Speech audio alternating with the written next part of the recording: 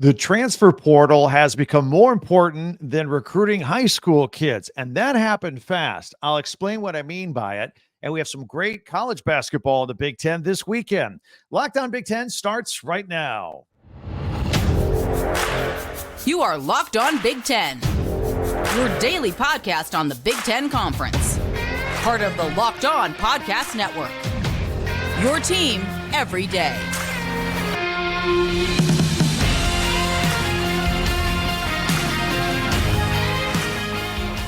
Welcome to Locked On Big Ten. I'm Craig Sheeman. Thank you for making us your first listen each and every day. We always tell you how much we appreciate you. You know we're free and available wherever you get your podcasts and on YouTube. It's part of the Locked On Podcast Network, your team every day. Download the Gametime app, create an account, and use the code LOCKEDONCollege for $20 off your first purchase. We're going to talk about the importance of the portal versus the importance of old school recruiting. Talk about the weekend games coming up around the Big Ten, a big matchup as well. And we'll look at our basketball picks. No more pigskin picks, at least not this week till the bowl games start. We got all that coming up. You want to hang around for that. In the meantime, if you don't mind, subscribe. That helps us out. Please subscribe down below and follow Locked On Big Ten for free wherever you get your podcast. That way you'll get the latest episode of this podcast as soon as it becomes available each and every day. You know, recruiting used to be the most important lifeline to a college football program. And don't get me wrong, it still is. But because it's rare for a true freshman to just step in and play right away, a good program needed to string back-to-back good recruiting classes together before they'd see some results. And that's why they give new coaches 5-year deals and a honeymoon period and time to see if their recruits panned out, right? And once a program gets going, then you need to keep that pipeline going. There can be no let up. And they got to have new blood coming in and year out. You know, that's why schools like Michigan and Ohio State and Penn State, you know, they've done very well there. They've had coaches like Jim Harbaugh, Ryan Day, and James Franklin that have been there a long time. Their system is in place, and they just plug and play, right? Year after year after year. And at those schools, they just send their juniors and seniors on to the NFL, and they replace them with rising sophomores and rising juniors, and they don't miss a beat for the most part.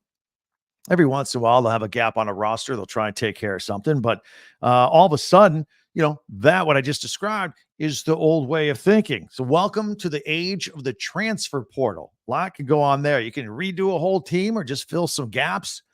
It's the new way. It's here, and it's crazy. It's insane. The idea of kids transferring in and out of schools, it's a massive game changer. It really is. And if a head coach is on top of it, he can really put his team over the top with the right talent, and he can do it a lot faster than he used to do in the olden days. Now, overnight, in my opinion, successful recruiting within the transfer portal has become more vital than recruiting 3, 4, and 5 stars coming out of high school. As I said a moment ago, these young kids out of high school, they take time to develop. Their high school kid bodies, they're not ready for the rigors of man body college football. It takes a little bit of time. But a kid out of the transfer portal, you know, he's more mature physically and mentally, and they usually come with a little bit of experience under their belt already, which benefits the new coach and benefits the new team, much to the detriment of the old coach and the old team. Perfect example. We'll take a look at Michael Penix Jr., right? There he was at Indiana back in the day, and he had a little bit of success there. He was a very exciting player, and then he left IU, and they've been searching for a quarterback ever since. And he ends up going to Washington, right? And look at them. He was the runner-up for the Heisman Trophy, and they're going to a college football playoff game, right?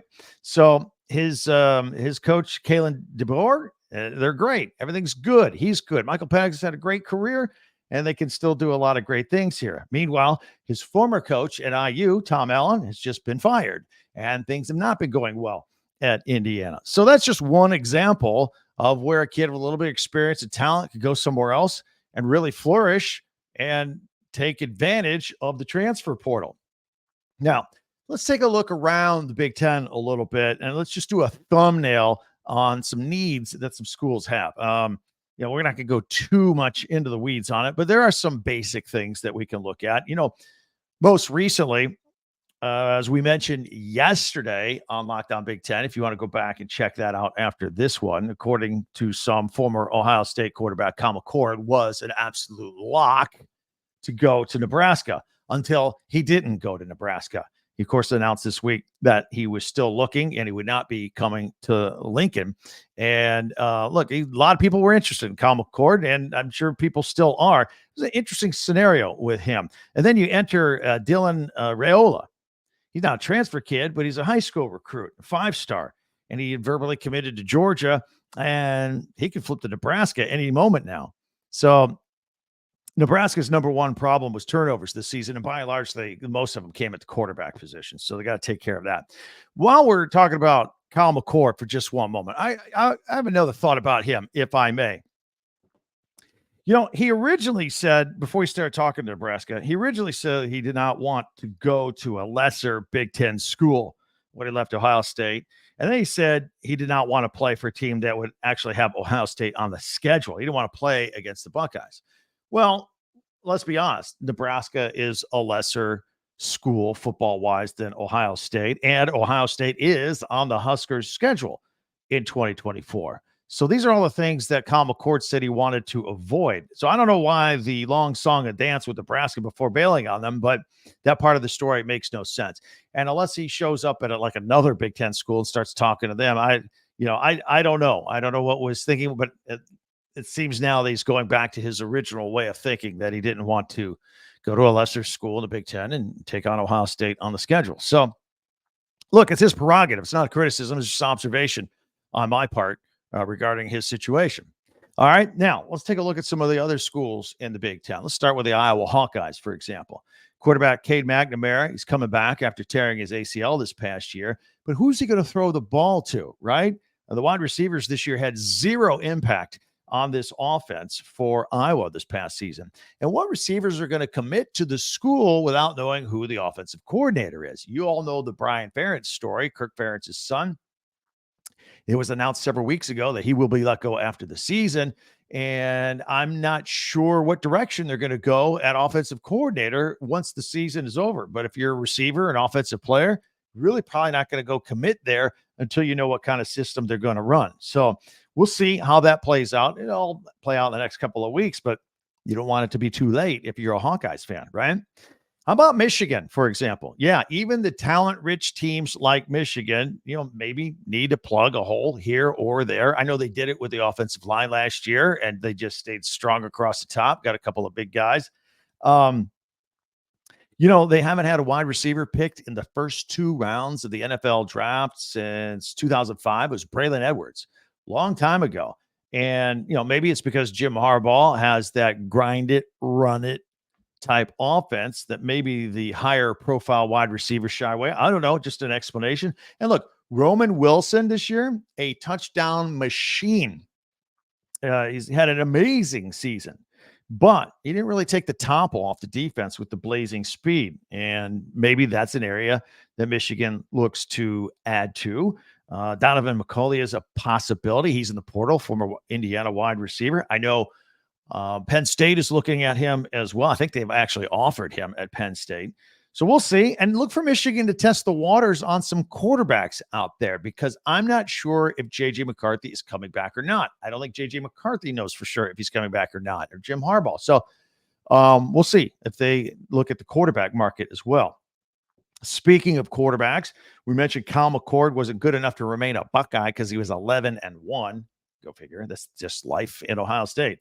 So who's going to replace him? Well, Malik Murphy, of course, is a big possibility, who just entered the portal out of Texas.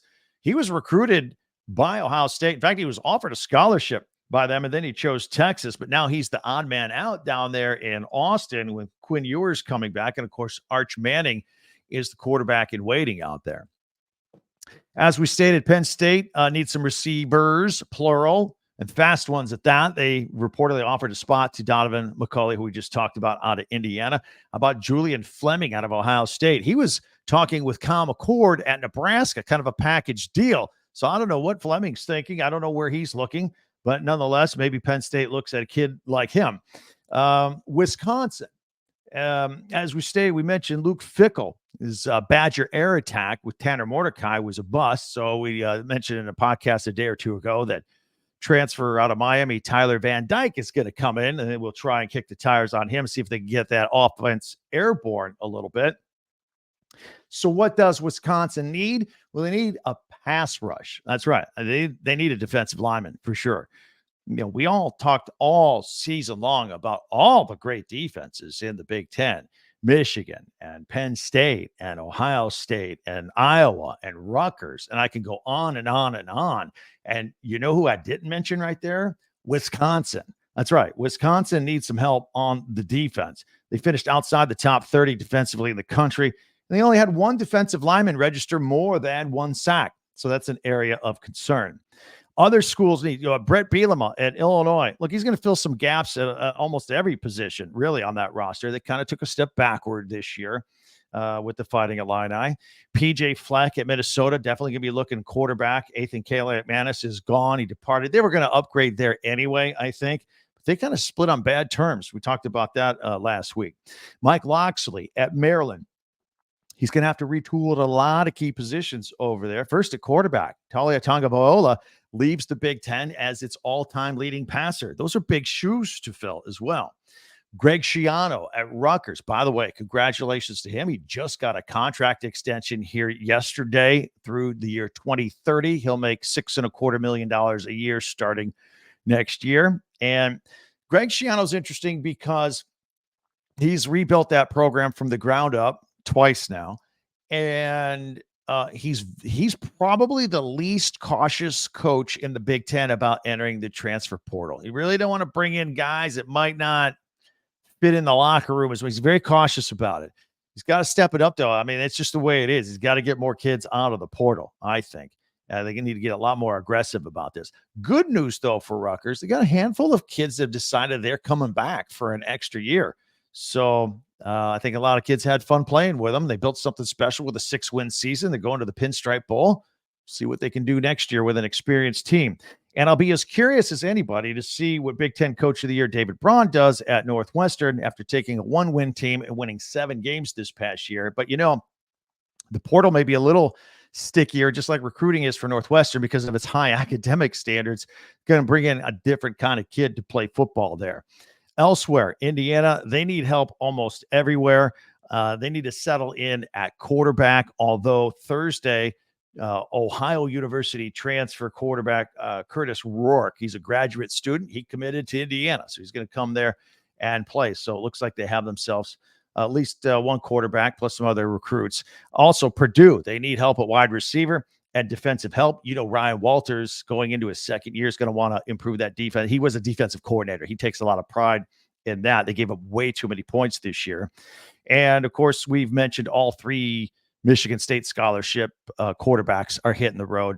So that's definitely a need for them and Jonathan Smith.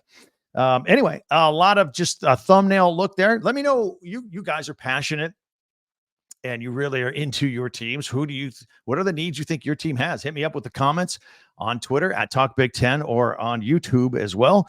And I'll gladly read some of those and maybe even talk about them as well. Always appreciate that. So we've got some great basketball games coming up this weekend. We're kind of overlapping football and basketball. So we'll get into all of that and we'll have our picks here going into the weekend for college basketball. So all that's coming up in just a minute. So hang on with us here at Locked On Big Ten. Gametime is very cool. I want to talk to you about it for a minute. You can get some tickets to anything you want to go to, a sporting event, basketball, football, baseball. You can go to comedy shows, concerts. Go to Gametime and download their app and get your tickets there. It's easy, it's simple, and it's secure. You can get last-minute tickets, flash deals, zone deals. You can look on your phone. They have a view of from the seat you're about to buy a ticket to. Make sure there's nothing in the way. It's a good angle. All there, right there on your phone. Got great last-minute deals. You can get stuff up to like an hour past the start of the event. And in case you're running late or live in a crazy place like Los Angeles, like I used to, and you're late for everything, they've got zone deals as well. And you've got the Gametime guarantee, which means you always get the best price And if you find tickets in the same section and row for less, Gametime will credit you 110% of the difference. So what you need to do is download the Gametime app, create an account, use the code LOCKEDONCollege for $20 off your first purchase. Terms apply. Again, create an account, use the redeem code LOCKEDONCollege. That's LOCKEDONCOLLEGE for $20 off. Download Gametime today. Last minute tickets, lowest price guaranteed. I want to thank everybody for making Locked On Big Ten your first listen each and every day. We blew past 5,000 subscriptions this week after starting off with just more than 1,000 this summer. So thank you for that. If you haven't already, feel free to subscribe. It helps us out, but you everydayers out there really make us go. Tell your friends about us. Meanwhile, subscribe on YouTube, share, and follow Locked On Big Ten wherever you get your podcast. Locked On Big Ten, your team every day. One more football note for you, if I may. You know that Kurt Cignetti is the new football coach at Indiana, replacing Tom Allen. We learned a little bit about his contract. It's a 6-year deal at IU, $500,000 base salary every year through 2029, and he'll earn an average of $3.75 million in annual outside marketing and promotional income as well, plus an annual retention bonus if he stays. $250,000 a year beginning in November of 2024. Every bowl game appearance will trigger a 1-year extension and a $250,000 increase to the outside marketing and promotional income that we mentioned a minute ago, and a $500,000 increase to the budget for the football staff. So win and things get better is usually how these things go. There are other bonuses for wins and awards, and his buyout will be a little more favorable toward IU as he gets into the years than the Tom Allen contract was, for sure. All right, let's talk some hoops. Let's talk some college hoops.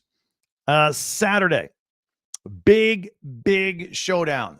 Number 1 team in the country, Arizona, is coming to the state of Indiana to take on third-ranked Purdue. So it's number 1 versus number 3. That game's at Indianapolis, by the way, not West Lafayette. It's part of the Indy Classic, 4:40 on Peacock, and that's gonna be a good. I'll tell you who I'm picking to win that game in the next segment. So hang tight for that. Got a couple of blue bloods going at it in Bloomington as number 2 Kansas is taking on the Hoosiers. Think about that. We got the number 1 and the number 2 team in the country in the state of Indiana. One playing Purdue, one playing Indiana. Mike Woodson's Hoosiers at 7-2. It's a little deceiving. They've had trouble with really good teams. They've been blown out by UConn and Auburn, and Kansas ran them out of the gym last year. And I think Kansas is even more loaded than they were last year. They got Michigan transfer, the 7-footer, Hunter Dickinson. He's been playing lights out too. So look out for that. That game's at 12:30 on CBS. Following that game on CBS is Ohio State facing UCLA in the CBS Sports Classic. Michigan State also having trouble getting off the ground this year. They host number 6 Baylor at 2:00 on Fox. I will give Tom Izzo and Michigan State some credit here. I know they're losing a lot of games here early in the season, but they're playing a lot of ranked teams too. And they're not afraid to play anybody. And Tom Izzo has always been that way. Tom Izzo will schedule tough teams early on. He is one of those firm believers that the games in November and December are the tough ones. Get you ready for the Big Ten and help build your resume. If you can win a few of them for March Madness, but he's going to, they haven't really won very many of these kind of games. Still trying to figure out things inside, I think. Georgia Tech is at Penn State at noon on the Big Ten Network, and Long Island U is at Rutgers. Eastern Michigan is at Michigan, 2:30 on the Big Ten Network. No new news on the Juwan Howard situation. Very weird story because that was out there for a few days and then nothing's happened. Look, it was rumored that there was a scuffle between Juwan Howard and his strength and conditioning coach ahead of the trip to Iowa last week. That strength and conditioning coach decided not to go on the trip. We don't know. There was differing stories of whether punches were thrown or whether it was just a heated argument. And also keep in mind that Howard had a scuffle with a Wisconsin assistant after a game in the handshake line after the game a couple of years ago. So a little bit of maybe a temper, and the university's looking into it. They're doing a formal investigation. It's not the athletic department; it's the university checking this out. Also, Howard is slowly recovering from open heart surgery from September. He's been slowly getting back into the flow of things. Phil Martelli's been kind of running things in the meantime. So keep an eye on that story. I think it's interesting. Florida A&M is at Iowa at 4:30 on the Big Ten Network. Northwestern is at DePaul at 5:30 on FS1. And the Wildcats coming off that disappointing loss at home to Chicago State. That was 1 week after beating number 1 ranked Purdue. Go figure. Go figure. That's basketball for you. Sunday's action has Colgate at number 16, Illinois. That's at 1 o'clock on the Big Ten Network. And Nebraska is at Kansas State at 3 o'clock. And let me highlight some women's basketball games for you.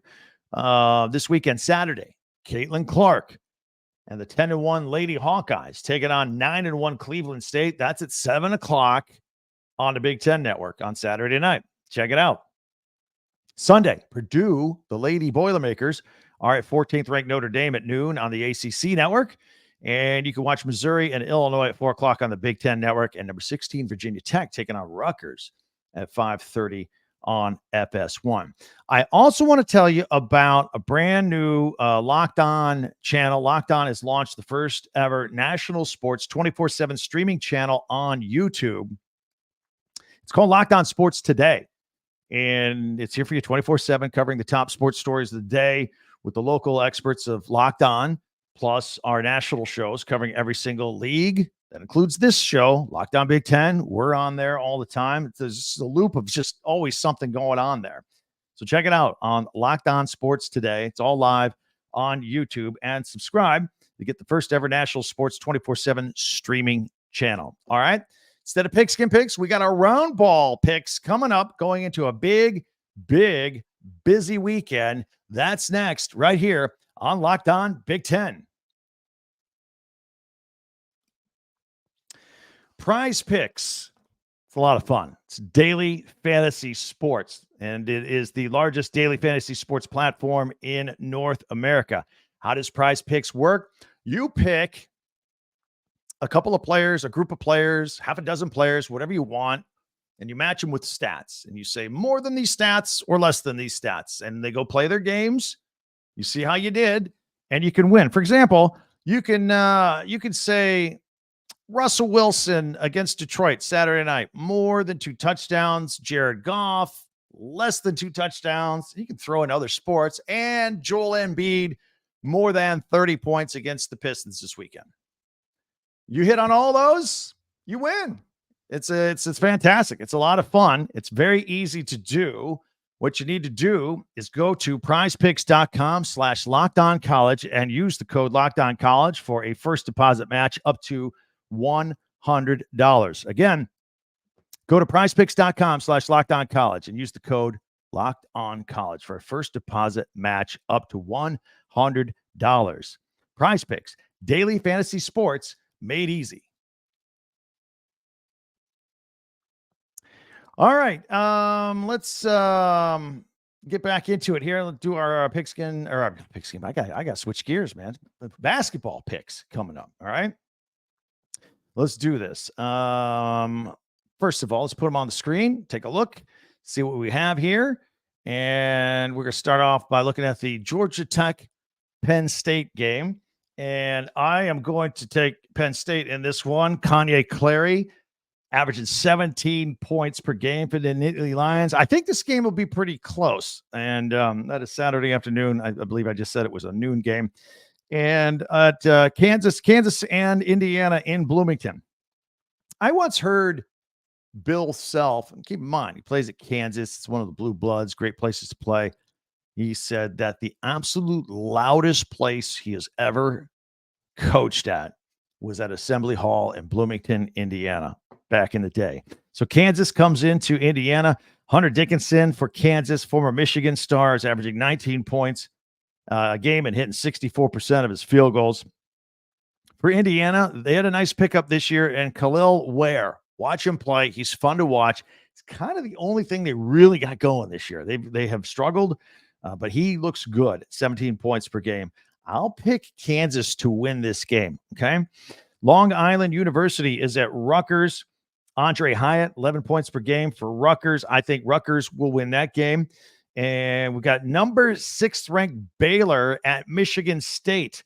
Baylor, they got Jacoby Walter. He's like 15 points a game. Michigan State, Tyson Walker, he's doing his part. He's getting 20 points a game. He's got to get some help from the bigs. The big guys down low are struggling for this Michigan State team. But like I said earlier, I'll give Michigan State credit for playing tough ranked teams. Here's another one, Baylor. Also, Eastern Michigan is at Michigan at Chrysler Arena. Doug McDaniels averaging 19 points per game for Michigan. I like the Wolverines in that one. Ohio State is at UCLA. Bruce Thornton averaging almost 19 points a game. Gets to the free throw line, hits it at 86% clip. He's good to go. Give me the Buckeyes with the win. That's a blue blood battle right there. Then this is the big one this weekend. At Indianapolis. It's not at West Lafayette. Arizona is at Purdue. Arizona, the number 1 team in the country, taking on the 3rd-ranked Purdue Boilermakers. You'll recognize a player for Arizona, Caleb Love. Remember him? Caleb Love used to play at North Carolina. Then he transferred out of there, and he decided that he was going to sign with Michigan. I don't think he ever showed up on campus. If he did, it was short-lived. And then he retransferred to Arizona. He's doing all right at 14 points per game. But, yeah, he's been bouncing around, seems to have found a home at Arizona, taking on Purdue. Zach Edey up to 25 points per game, 63% of his shots going in. When you're 10 feet tall, yeah, you should hit that 63% of his shots. He's unstoppable. Florida A&M is at Iowa. Ben Creaky averaging 18 points a game for the Hawkeyes, who are off to a very slow start as well. And Northwestern, 25th ranked Northwestern, taking on DePaul. Boo Buie, one of the most exciting players in the Big Ten at 19 points per game. I think this is a local rivalry. Maybe it'll be a little closer because of that. A lot of interest, but Northwestern should win this game. And then on Sunday, Colgate is at 16th ranked Illinois. Terrence Shannon, the player to watch there, 22 points a game for the Fighting Illini. And Nebraska and Bryce Williams taking on Kansas State, led by Cam Carter. I'm going to pick Kansas State in that one, actually. Sorry, Nebraska fans. Did I pick Illinois officially, or did I just mention the game? Yeah, Illinois will win against Colgate, and I'll take Kansas State over Nebraska. So there you have it. Those are our pigskin. I did it again. I got to get used to saying college basketball picks, or come up with something else witty to say regarding all that. But yeah, those are our hoops picks going into the weekend. Is that time of year? If you want to hit me up on anything that we've discussed or want to add something else, be sure to find me on Twitter at Talk Big Ten, or X as the kids call it today. Talk Big Ten number 10. Also the website talkbig10number10.com, and on YouTube as well. Be sure to subscribe before you leave. It helps us out. You're in our club. You're part of our group. Just subscribe. It's free. It's there. It's set. And you can follow this podcast right now on your favorite podcast app, and you get the latest episode of Locked On Big Ten as soon as it becomes available each and every day. Okay? And also, don't forget, Locked On Sports Today, your 24/7 sports streaming channel on YouTube as well. That's a blast to check out, and we're on there from time to time as well. That will do it. Enjoy the games this weekend. Thanks for checking us out again. I always love our visits, and I can't wait to meet next time. I'm Craig Sheeman for Locked On Big Ten.